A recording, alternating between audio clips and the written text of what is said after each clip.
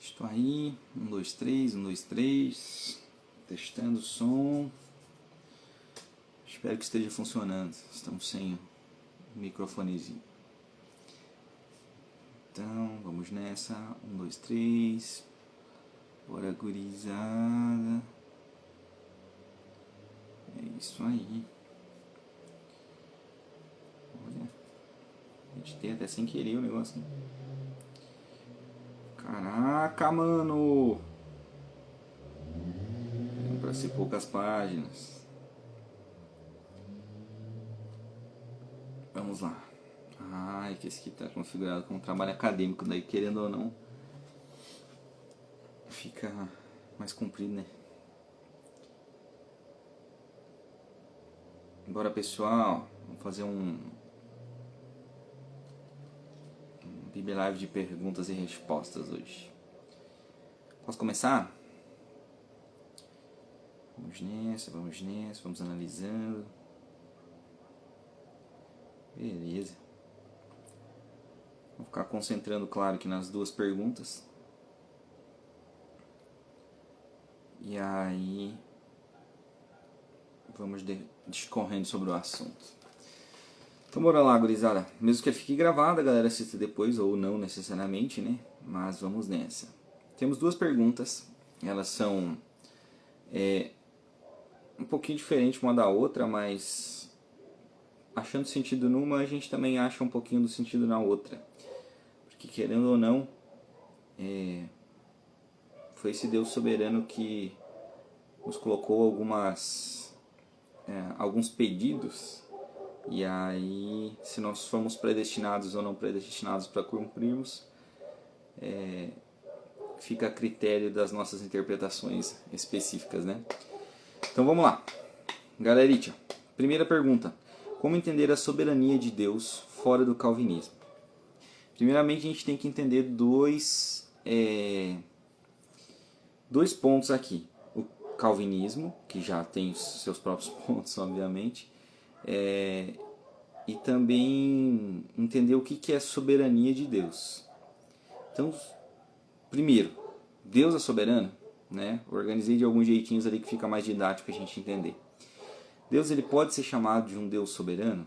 Afinal, e de que Deus que a gente está falando?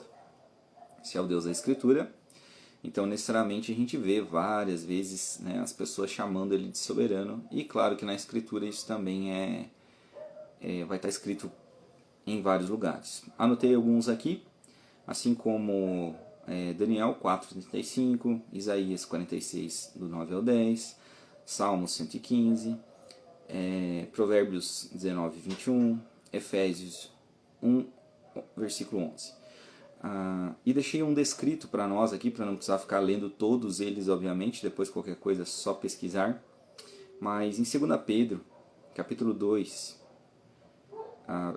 versículo 1, ali a gente vê uma frase, vamos dizer assim, que nos revela também como ele estava chamando esse Deus, né?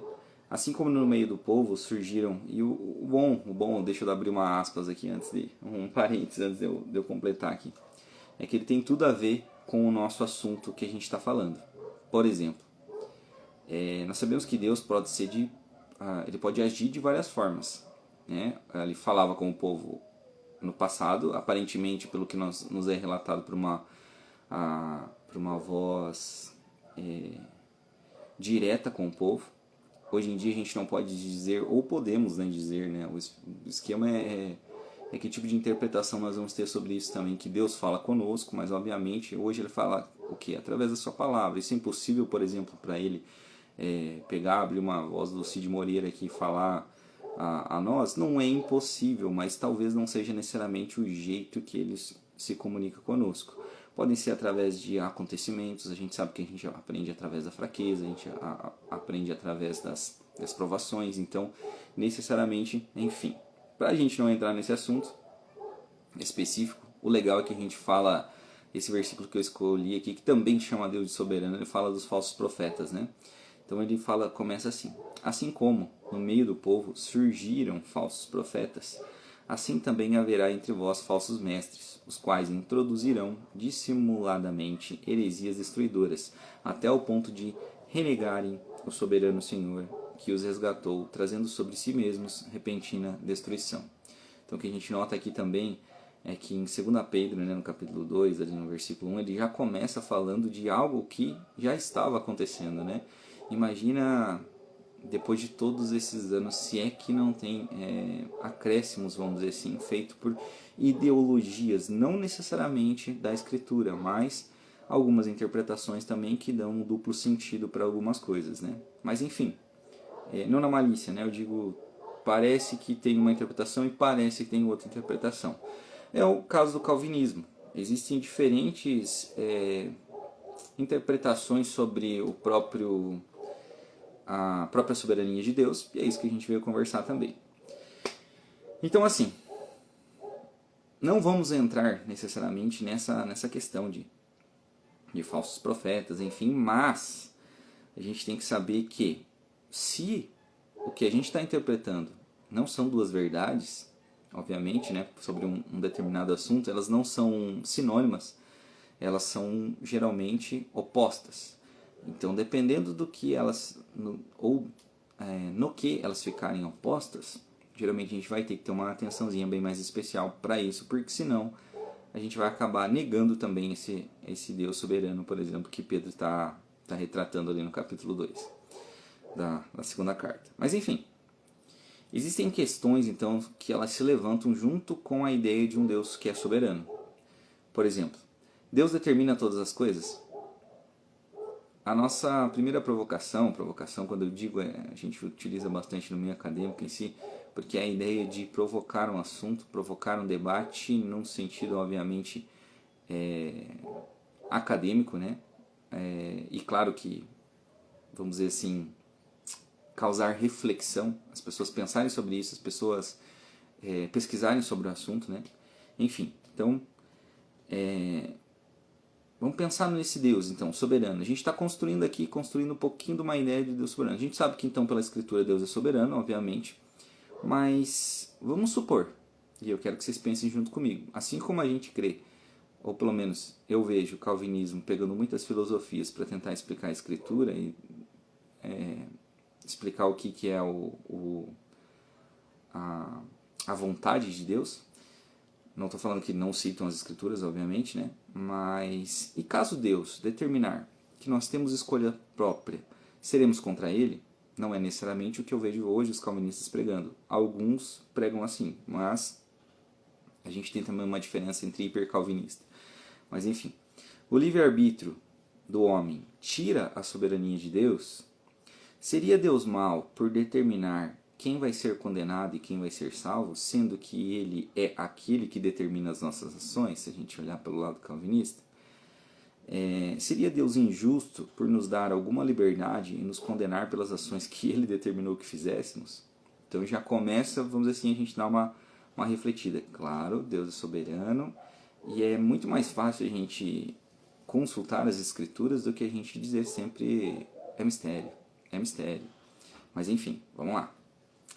Mas por que não a gente ir direto à fonte, né? Já que a pergunta necessariamente é como entender a soberania de Deus fora do calvinismo, vamos citar o próprio Calvino. Calvino, então, lá nas Institutas Cristãs, essa é uma Institutos da Religião Cristã, essa é uma tradução, né, a edição clássica, vamos dizer assim, pela editora Cultura Cristã, não estamos patrocinando, tá? Mas enfim, elas lá no capítulo 23, na seção 8, no livro 3, eles falam o seguinte, Calvino fala o seguinte: o homem cai porque assim o ordenou a providência de Deus. No entanto, cai por sua própria culpa. E já fica meio, né? Porque embora Deus o ordenasse, ele, todavia, não deixou de ser aquele que havia determinado pela sua própria vontade que acontecesse a queda. Portanto, se nós olharmos apenas para a causa secundária, o que aparece é culpa do homem. Mas se subirmos mais alto ao conselho secreto de Deus, veremos que a causa primeira é a determinação divina.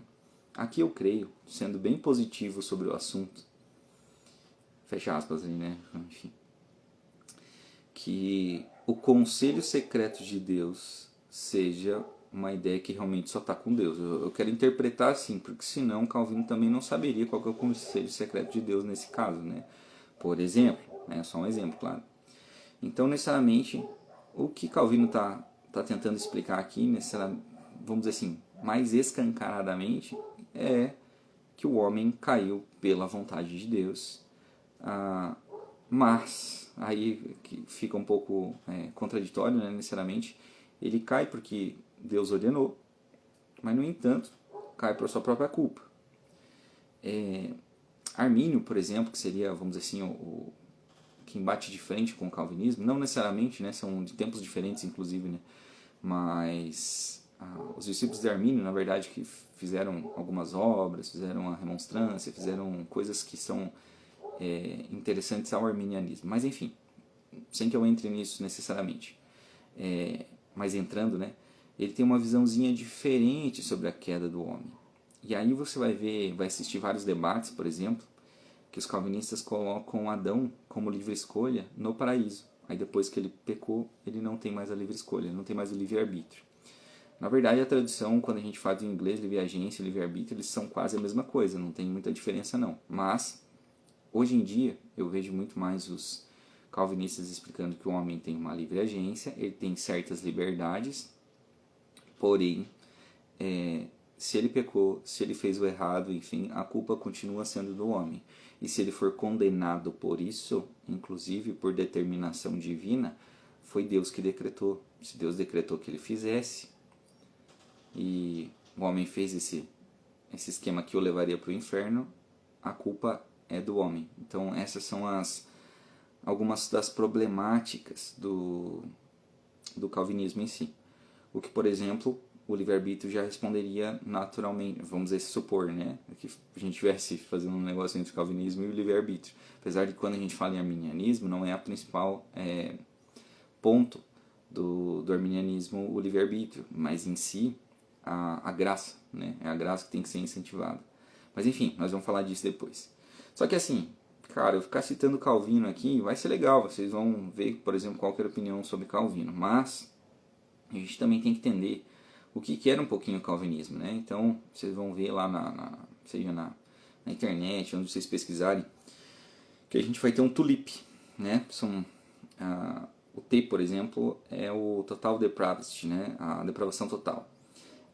Aí a gente vai ter a eleição incondicional, eu falei inconstitucional não, né? Incondicional, a expiação limitada, que aí também seria um grande problema, a graça irresistível e a perseverança dos santos.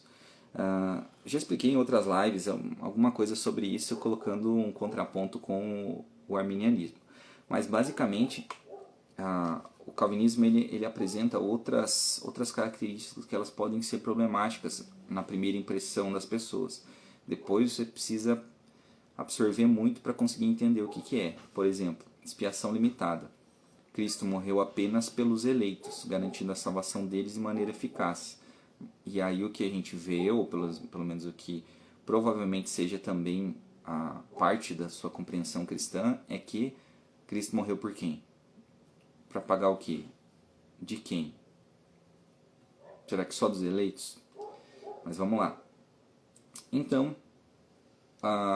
vamos colocar alguma coisa mais dentro da própria escritura, no sentido de a gente analisar junto o que já aconteceu no passado. Já fica muito mais fácil, né? É diferente, por exemplo, do Apocalipse, que é o Revelations, né? O livro da Revelação, que a gente vê, por exemplo, uma questão de, poxa, será que o anticristo ele não vai poder se arrepender? Como Deus já escreveu, ou especificamente, né, já inspirou o homem a escrever lá em Apocalipse, seja João necessariamente, né? Mas esse fato não vai mudar. Isso não quer dizer que ele não teve escolhas, por exemplo, antes, mas Deus está revelando aquilo que ele viu no futuro, ou seja, através da sua presciência, ele viu que necessariamente existiria esse homem que faria isso, que faria aquilo, enfim e tal, blá blá blá. Mas não vamos jogar muito assim, tão filosoficamente, vamos dizer. Vamos trazer para o Paulo. Apóstolo Paulo, você conhece o apóstolo Paulo? Se ele fosse um Paulo, claro que não é da mesma época, né, gente? Mas se fosse um Paulo mais calvinista, ele estaria pregando aquilo que Deus determinou, sem a graça e a revelação do ponto do arminianismo, onde ela se revela e ilumina a visão do homem. Mas eu vou colocar um ponto aqui do Calvino, tá? Já para justamente a gente conseguir tentar compreender. Mas assim, então necessariamente, deixa eu só ver o que eu escrevi aqui. E a graça e a revelação mostra que o mesmo estava errado nos seus caminhos e que ele poderia escolher pela revelação do Evangelho para onde ir. É isso. Necessariamente o Paulo calvinista, ele teria que aceitar o destino dele, né? Destino, né? Essa palavra também é bem forte necessariamente. Ele teria que seguir especificamente o que Deus tinha determinado, a não ser que realmente ele tivesse uma livre escolha, ou uma livre agência, vamos chamar de livre agência para ficar mais amigo dos calvinistas. Livre agência, então onde ele pôde escolher com certa limitação, obviamente, ou seguir a Cristo, né? Que também não faz muito sentido, mas é para a gente ver também o poder qual que a graça e a revelação tem sobre os homens, se eles não resistirem a ela, ou no calvinismo a graça já é irresistível, então Paulo também não tinha escolha, né? A gente poderia analisar outras coisas, outros personagens, Jonas, enfim e tal, e acabar vendo, por exemplo, que apesar dele fazer o que Deus queria, especificamente ele tinha uma vontade contrária a isso, né? Mas vamos lá. O que o Paulo pode ter questionado era a fé que ele depositava em Deus. Se essa fé realmente, ou a interpretação que ele tinha sobre quem era o Messias, era a interpretação correta. Agora, ele estaria com os olhos abertos para quem de fato é Jesus, sendo que a gente vê, por exemplo, ele pregando coisas onde ele fala da lei, onde ele fala de costumes, onde ele fala necessariamente do que ele vivia, do que ele tinha, enfim. E aí a gente vê uma mudança de vida violenta, na verdade, onde ele inclusive reputou tudo aquilo lá como perda, como, né, outras palavras, até ele usa a expressão em uma das traduções que eu tenho ali como esterco. Enfim, em contraponto, né, ao que o calvinismo em si indica, temos uma outra teologia sistemática, obviamente, que é o arminianismo. Eu acabei citando ele aqui porque eu acho que não tem como a gente não falar dos dois pontos juntos, porque eles são um pouquinho diferentes, mas mesmo assim seria legal a gente ver, já que eu estou colocando Paulo no meio, por exemplo, assim, e qual seria a impressão, por exemplo, de Armínio necessariamente nesses fatos. Primeiro, a ideia é que Deus escolheu pessoas para irem para o inferno e irem para o céu. O problema, eu creio que resolvido pelo Armínio, vamos dizer assim, não estou dizendo que ele de repente foi o único, inclusive, que escreveu sobre isso. Existem também outras teologias sistemáticas, tá? Mas são os decretos. O que Deus decretou? Que aquele que estiver em Cristo vai estar salvo. Ok, beleza, show de bola. Então, necessariamente, o que Armínio, por exemplo, escreve no volume 1 lá do trabalho sobre o James Arminius, né? O que é colocado ali necessariamente? Deus determinou, abre aspas, né? Deus determinou em Cristo salvar aquele que, pela graça do Espírito Santo, creriam em Cristo e perseverariam na fé e na obediência. Então isso também, obviamente, tem uma resposta, né? É o que a gente também chama de também perseverança dos santos. A gente vai falar sobre, né, os 5 pontos ali do calvinismo, por exemplo, ou do arminianismo. Porém, os dois vão se diferir nesse ponto, sendo que no arminianismo o crente, vou falar assim, ele pode apostatar, ele pode abandonar a fé dele. E a gente tem alguns versículos bem fortes que provam isso necessariamente. Mas a gente também tem outros um pouco mais confusos, que talvez estivessem falando de outras coisas que acabam confundindo o pessoal. Então por isso que abre duas interpretações diferentes, 3 às vezes interpretações diferentes, até mais às vezes, mas no sentido de é preciso ler, é preciso analisar realmente. E aí o que a gente vai ver? um pouquinho mais de Armínio lá, ele vai falar o seguinte, em relação ao homem. Reconheço e confesso que Deus é o soberano Senhor de todas as coisas, que Ele fez todas as coisas segundo a sua vontade, que a sua vontade é a causa primária e a regra de toda a justiça. Deus tem o direito absoluto sobre todas as suas criaturas e pode dispor delas conforme o seu prazer. Então, vamos dizer assim, claro que aqui são pequenos recortes, tanto de Calvino ali quanto de Armínio. Mas sempre Deus, por exemplo, ele pode, se ele quisesse destruir tudo isso aqui agora, ele destruiria. Mas por que ele não vai? Com o que a gente tem de informação dele, a gente sabe que ele não mente. A gente sabe que ele não volta atrás com a palavra dele, obviamente, né? Seria como se fosse quase um mentir, né? Vamos dizer assim. E por que ele não mata todo mundo? Só um exemplo, bem drástico aqui e tal. E deixa todo mundo no céu já. Alguns vão dizer que é por causa que os crentes ou os eleitos em si, eles vão ter que ter também um desenvolvimento aqui na Terra, eles vão ter que passar por provações, dificuldades, enfim, e tal, eles vão perseverar até o fim, aqueles que forem salvos. Mas, Deus sendo Deus, então, se ele tem todo esse poder, por que ele não faz isso aqui? Porque já existiram alguns decretos. Então, esses decretos vindo da palavra dele, como o de quem estiver em Cristo vai ser salvo, já o torna, vamos dizer assim, não menos poderoso, não menos soberano, mas ele não precisa fazer o que eu acho que ele tem que fazer, tal de destruir todo mundo e deixar todo mundo no céu agora, ou só quem ele quiser, enfim e tal, por causa de uma escolha minha, de uma interpretação minha, necessariamente. Então, lembrando das perguntinhas que a gente fez lá no começo, né? Deus seria justo, então, se ele mandasse alguém, por exemplo, o lago de fogo e condenasse a pessoa, sendo que foi ele que determinou que ela fizesse isso, e aí, coisa que a gente vai refletir, vamos refletindo juntos. Mas afinal, Paulo teve escolha então? E aí, é tudo no mesmo livro lá, necessariamente, do trabalho, o Armínio vai escrever o seguinte: o exemplo de Paulo é notável. Antes de sua conversão, ele era um perseguidor da igreja, e no entanto, Deus o chamou poderosamente pela sua graça, revelando seu Filho a ele. Esta conversão demonstra o poder da graça de Deus em transformar até mesmo os mais obstinados dos pecadores.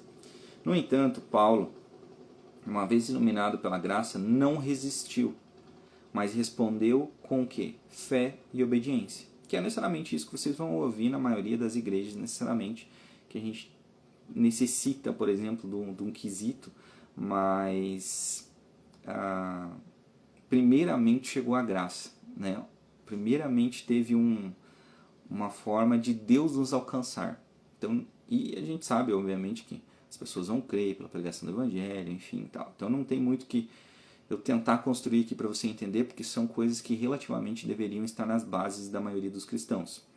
Porém, como eu disse, algumas coisas, tipo o próprio calvinismo, ele acabou chegando com uma ideia diferente, uma ideia um pouquinho diferente sobre quem é Deus e por que ele...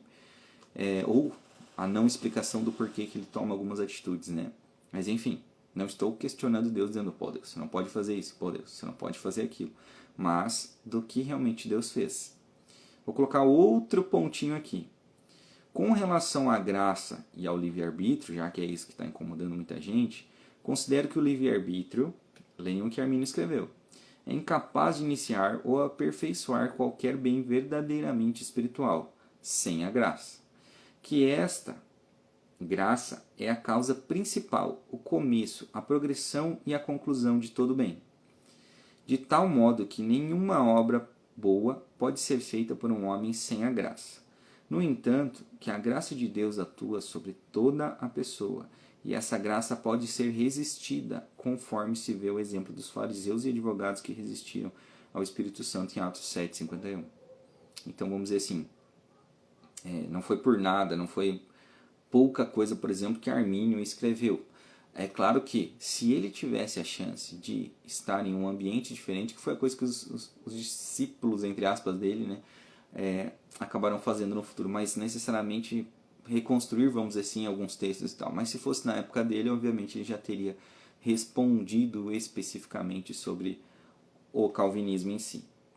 E aí leva, ou a gente volta para nossa pergunta inicial. Fora do calvinismo, a gente tem a soberania de Deus? E a resposta é clara. Obviamente a gente tem a Deus como soberano, mas eu não quero me passar muito aqui, já que nós já estamos há um tempinho conversando, mas a gente tem que pensar também nessa questão de compatibilismo e liberdade humana. Enquanto o calvinismo tende a enfatizar a predestinação e a soberania de Deus de uma maneira que parece limitar a liberdade humana, outras tradições teológicas, como o arminianismo e o molinismo é outra teologia sistemática, procuram reconciliar a soberania divina com a liberdade humana. Nesses sistemas, Deus é visto como soberano, mas ele escolhe operar de maneiras que permitem e até mesmo exigem a resposta livre e voluntária dos seres humanos. A gente vê diversas vezes, por exemplo, na Escritura, Deus falando escolha, vá, enfim, né, num sentido de escolhas que a pessoa, por exemplo, pode fazer. Óbvio que numa visão geral, vamos dizer assim, do assunto, o que mais vai incomodar a gente talvez seja uma questão que mesmo que a gente tome alguma posição, tome algum lado, enfim, ela ainda vai deixar algumas dúvidas. A gente sempre vai ter dúvidas sobre o assunto ou em algum momento a gente vai ter dúvidas sobre o assunto. Então, especificamente, o melhor jeito de a gente conseguir resolver essa questão é conversando sobre. Mas sempre vão surgir pessoas que dirão que não precisa, que isso só causa realmente divisão, é aquilo, enfim. Alguns citam um exemplo, né, que foi em, será que é 1 Coríntios? Que fala sobre, eu sou de Paulo, sou de Apolo, enfim. Mas não é essa a questão que nós estamos discutindo. Não é para ver quem é discípulo do Armínio ou quem é discípulo do Calvinismo. Nós estamos querendo saber sobre a soberania de Deus, sobre a liberdade humana, o que Deus decretou, enfim. Eu coloquei outro ponto aqui também. Fora do calvinismo, a soberania de Deus muitas vezes é entendida como coexistindo com a responsabilidade e as ações humanas de forma mais evidente. Deus é visto como soberano sobre todas as coisas, mas ele também permite que os seres humanos exerçam sua própria vontade e responsabilidade moral. Isso implica que as ações humanas têm consequências significativas e que Deus pode usar até mesmo as escolhas humanas para cumprir os seus propósitos soberanos. Às vezes também a nossa cabecinha é tão pequena que não cabe. A gente fala, por exemplo, que Deus é soberano, Deus é poderoso, Deus sabe de todas as coisas, enfim, a gente enche o peito, inclusive, para falar disso, mas a gente não pensa que, por mais que eu tome uma decisão diferente agora, hoje, a partir de hoje especificamente, isso vai acabar frustrando aquilo que Deus tem preparado, por exemplo, para o que Ele já revelou para a gente, né? A volta de Jesus, enfim. Então, essa é uma questão tão pequena da cabeça humana de não pensar de várias formas. Por exemplo, teve 5 pessoas aqui agora, as 5 pessoas iam tomar um rumo tal e elas tiveram um rumo totalmente diferente. Cara, isso cabe na cabeça de Deus que não cabe na nossa, obviamente. Então, nisso, a gente acaba limitando Deus, por exemplo, a fazer coisas óbvias. E isso é muito problemático. Então, eu vejo vários pontos mais problemáticos no calvinismo, por exemplo, do que no arminianismo. O arminianismo, por exemplo, acredito eu, não em todas as partes, não em igrejas de Israel, não em algumas coisas lá que Armínio pregava necessariamente, né, e que os discípulos, relativamente falando assim também, né, deles, construíram sobre o assunto, mas enfim, vejo mais coerência.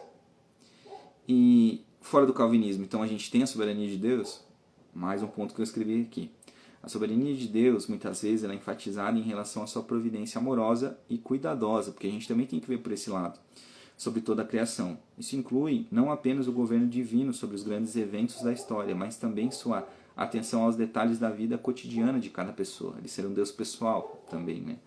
A soberania de Deus, ela é vista como algo que traz conforto e segurança aos crentes, em vez de inspirar medo e preocupação. Apesar de que a gente também tem que ter o temor, que é uma palavra que, obviamente, se procurar no dicionário, vai estar sinônima especificamente ao medo. Mas em relação a isso, a gente também tem que ver que ele é um Deus, obviamente, pessoal. Se eu estou com uma doença e ele cura ou ele não cura, especificamente, cara, ainda é Deus. O problema são as teologias, não digo sistemáticas, que elas estão em torno de distorções da palavra. Por exemplo, o pessoal vai olhar para isso e vai dizer assim: você não teve sua cura porque você não teve fé. Você não teve sua cura porque você está com demônio. Você não teve sua cura porque você não deu dízimo não sei aonde. Você não teve sua cura porque, enfim. Então, isso basicamente acaba sendo muito mais problemas, ocasionando muito mais problemas do que necessariamente a atenção que talvez nós deveríamos dar a assuntos tão importantes como quem é Deus, né? A gente tem que começar por aí, né? Quem é Deus? O que Deus decretou? O que Deus falou? O que vai acontecer, né? Até a gente fica se perguntando, né, muitas vezes, e filosoficamente, até porque essa questão da livre agência, ou do livre-arbítrio em si, ela é discutida desde Aristóteles lá, se eu não me engano, século IV a.C., é isso? Não, enfim, faz tempo bastante na verdade, e outros filósofos inclusive acabaram discutindo isso, né? Inclusive colocaram pontos, Deus pode, não estou dizendo da mesma época, tá? Não lembro qual que é dessa, mas Deus pode colocar alguma coisa assim, colocar uma pedra em algum lugar que ele mesmo não possa levantar. Então, por exemplo, assim, né, a vontade de Deus é a pedra e especificar relativamente, tá? Pedra é outros 500. Mas enfim, ele coloca uma pedra e diz assim, ninguém vai poder levantar essa pedra. Mas ele vai poder levantar? Enfim, existiam várias outras questões necessariamente dentro desse assunto, mas eu não quero prolongar. Então, existe um Deus soberano sobre todas as coisas? Existe. Mas o que é a tua interpretação sobre um Deus soberano? E é nisso que eu digo que, por exemplo, o calvinismo ele vem atrapalhar bastante as nossas ideias, as nossas crenças principalmente. Porque, cara, pra mim, seria melhor, vamos dizer assim, que na verdade não, porque eu não gosto muito do calvinismo particularmente, tá? Eu ia dizer, é melhor que Deus faça assim especificamente, né, escolha as pessoas para salvação do que o contrário, mas galera, eu não consigo acreditar necessariamente no calvinismo, não consigo crer, por exemplo, que Deus faz do jeito que ele faz, depois coloca a culpa no homem, coisas que a gente já discutiu nesse vídeo aqui.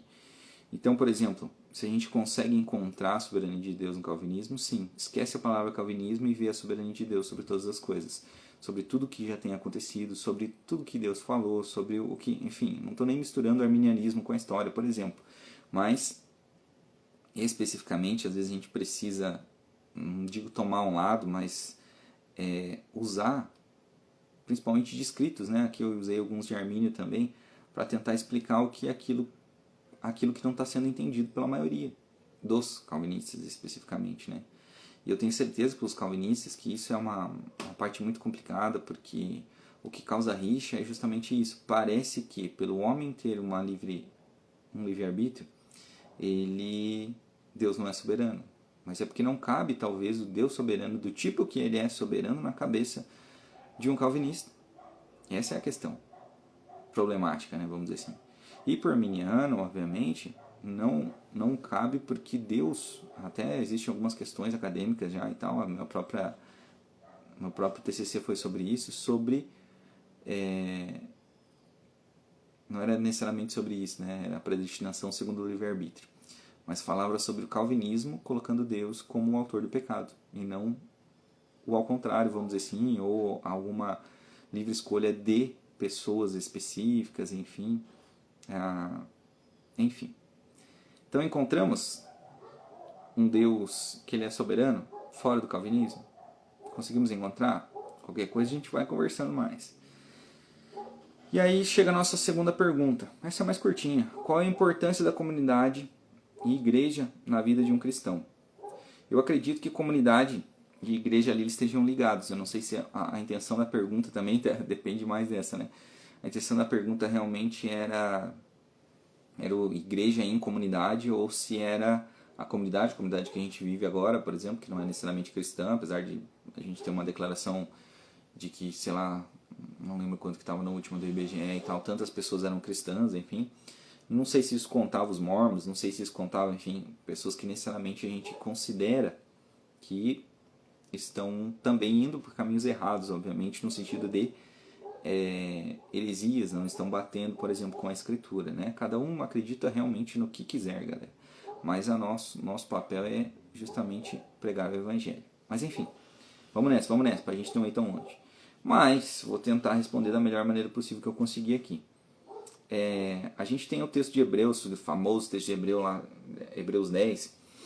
A gente também tem uma realidade que a gente vive, que são os desigrejados. Eu, por muito tempo, fui um relativo desigrejado, se é que a visão das pessoas é aquele que, por exemplo, não congrega. E o congregar também ele vai ter que ter um sentido para essas pessoas. Então, o congregar é realmente ir na igreja. Se eu não converso com ninguém lá, sento lá, enfim, canto a música, ouço a palavra, vou embora, eu estou congregando. E talvez isso também esteja muito raso, né? Seja seja algo muito simples, talvez, que a gente deveria também trabalhar. Mas enfim, vamos lá. Hebreus 10, no versículo 24 ao 25, aqui está o NVI, eu quase nunca cito essas traduções, mas elas são fáceis de entender também.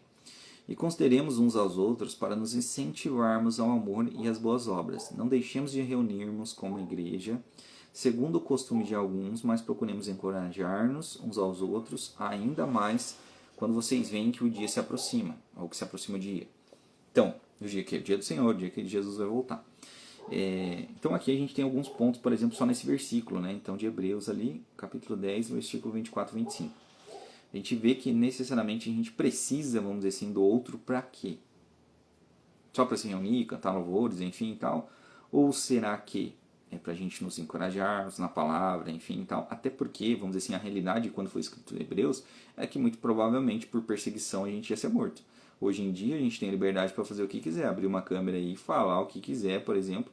Claro que vai estar sujeito às problemáticas de ser processado, de também sofrer violência, claro, enfim, tá, blá blá blá, mas muito provavelmente não são nem perto do que, por exemplo, as pessoas tinham naquela época, né? E aí, só que assim, ela faz um contraponto lá na frente, né? O dia de Cristo, por exemplo, se aproxima a cada minuto, a cada hora, enfim. Jesus está voltando. Essa é uma das palavras, por exemplo, que a gente tem que citar bastante, né? E aí nisso a gente vê uma vida em comunidade da igreja aqui. Por exemplo, se eu parar de frequentar em si um lugar religioso, especificamente, né? Vamos supor que ele esteja, na sua maioria, correto, a palavra é boa, enfim, e eu esteja lá, não vou dizer feliz necessariamente, mas eu vou dizer vendo que aquele é o lugar. Feliz é uma palavra diferente, a gente também teria que observar ela de um outro jeito. Mas enfim, é um lugar legal. E aí, necessariamente, se eu parasse de ir nesse local, eu continuaria ouvindo a palavra de Deus, eu continuaria cantando ao Deus, seja em comunidade, por exemplo, né? Em conjunto, na congregação especificamente, cantando para Deus. E aí? Continuaria? Mas tem gente que consegue por muito tempo, enfim e tal. Mas tem que ver que necessariamente nem todos são iguais. Nem todos também vão ter essa perseverança. E às vezes isso é um sinal de uma possibilidade que você tenha para, cara, tem uma igreja aí que prega a palavra direito?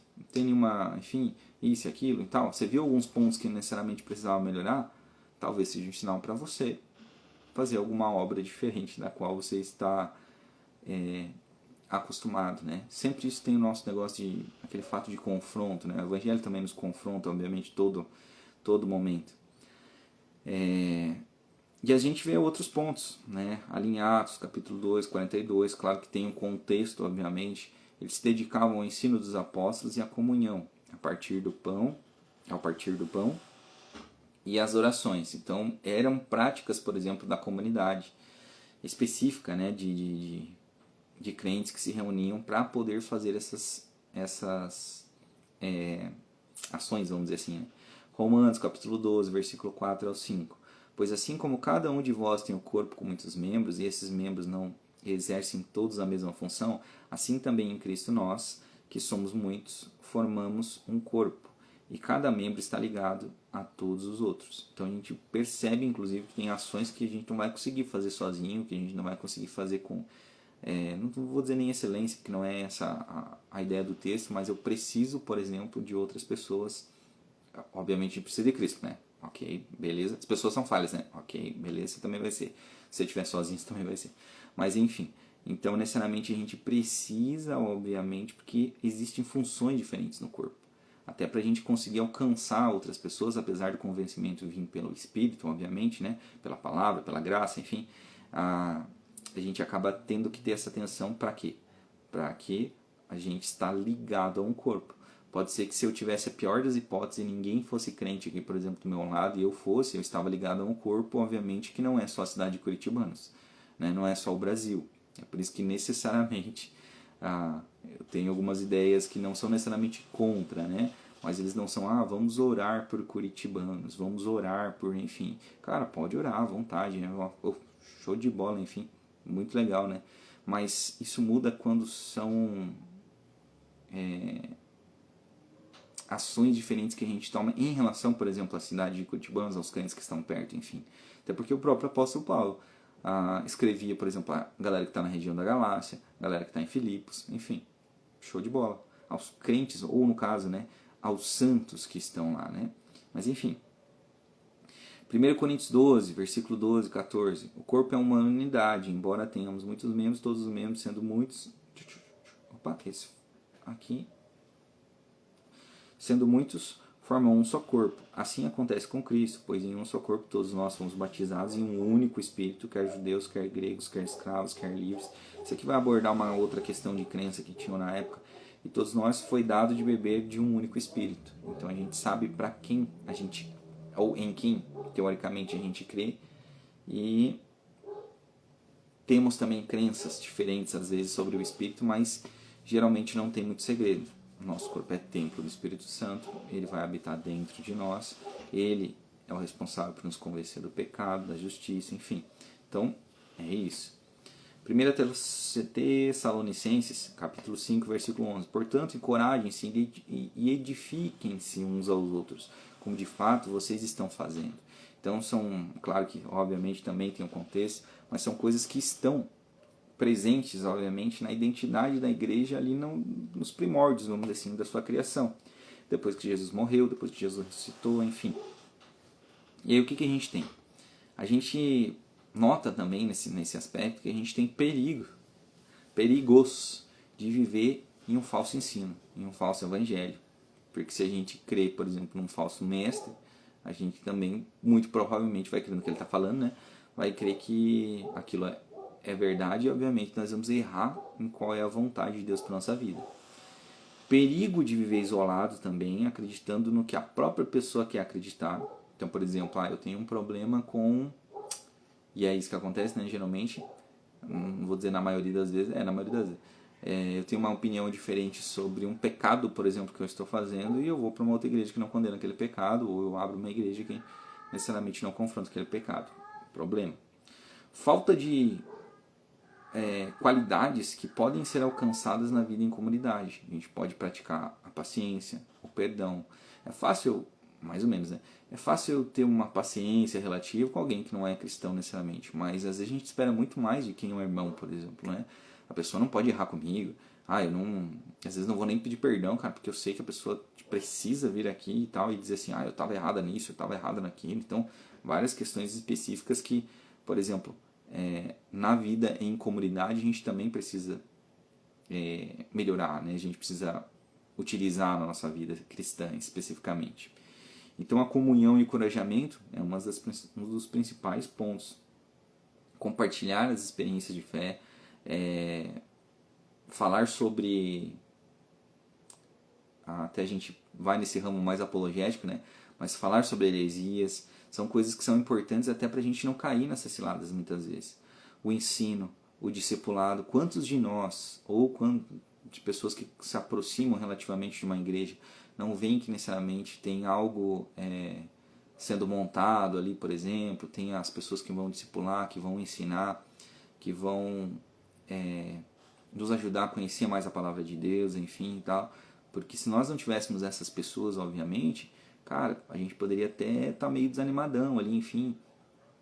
Pode ser que Deus se revelasse obviamente, para nós, e nós começássemos a estudar a escritura sozinho, enfim, tudo e tal, mas isso facilita muito. Então, também são alguns métodos, obviamente, que não vão dar certo para todo mundo, a gente precisa tratar cada um como indivíduo que é, mas especificamente o ensino discipulado, por exemplo, são coisas que fazem parte da comunidade, né, da vida em igreja. E aí isso facilita muito, né? Até alguns projetos aí da galera é justamente poder estar fazendo esse discipulado, poder estar falando da palavra de Deus, enfim, com pessoas que necessariamente não vão na igreja, no templo específico ali, né? Tipo, a construção ali específica. Por quê? Porque muitas vezes já teve experiências ruins e aí... E se eu não estiver ciente disso, se eu não estiver abrindo, por exemplo, para ouvir essas pessoas, para ver o que elas passaram, muitas vezes elas não vão permanecer também no local que a gente acha que elas vão permanecer, porque elas precisam ir na igreja. Até acho que, não vou lembrar de quem que era que citou esses dias, foi num sermão recente, assim. Eu tinha falado sobre que quando a gente, como igreja especificamente, alguém sai da igreja, a gente pensa que ela não quer Deus. E às vezes a gente tem que sentar ali com a galera e dizer assim, aonde que a gente errou que essa pessoa não quer continuar andando com a gente. Né? Em último caso, obviamente, é claro, pode ser uma resistência à graça, né? Vamos dizer assim, igual a gente abordou no outro assunto ali. Mas enfim. E querendo ou não, a gente precisa dessa adoração coletiva. E essa adoração coletiva não significa só cantar músicas para Deus, ou louvores, se eu chamar assim. Ela também tem um cunho social. A gente precisa, por exemplo, alimentar o faminto. A gente precisa estar juntos para decidir coisas importantes e específicas que vão afetar não só a minha vida, ou a vida da comunidade em si. Né? A gente discutiu no passado várias coisas sobre ideologia de gênero. Hoje a gente está colhendo frutos de... frutos que eu digo, talvez frutos podres, de más escolhas que a gente fez no passado. Mas enfim, o que a gente tem que fazer agora? Pedir perdão, se humilhar, buscar esse Deus, enfim. Show! Então é isso, galera. Na verdade, a gente sabe que tanto é importante a gente viver em comunidade, apesar de não ser muito fácil, porque a gente tem as correrias nossas do dia a dia, mas a gente também não pode esquecer de ser crente lá fora também, né? Porque às vezes quando a gente fala em comunidade e igreja, a gente pensa que é justamente as quatro paredes. Então, como eu dei o exemplo ali do esquema da causa social. Cara, é fundamental, na verdade. Só que a gente também precisa estar esperto com o que está sendo pregado, com o que está sendo propagado, inclusive, né? Para não cairmos em armadilhas e sem querer a gente adorar um outro Deus que talvez nunca tivesse a intenção de fazer um esquema que a gente acredita que ele está fazendo. Enfim, mas estamos sujeitos a acreditar em todas as coisas que possam chegar para nós.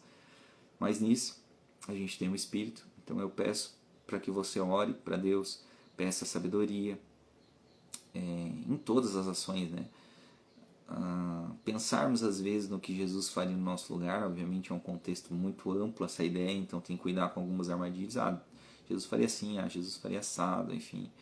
E aí, mas também com a construção que a gente tem na própria palavra de como se organizava a igreja, por exemplo. Isso é um fator bastante importante, porque a gente ficar inventando e fazendo coisa nova ou alguma coisa assim, talvez a gente tire o foco do que é, do sacrifício de Jesus, de Deus, enfim, do próprio Espírito, né? A gente invente doutrina sobre ele e acabe não fazendo a vontade de Deus. Então isso pode ser bem complicado.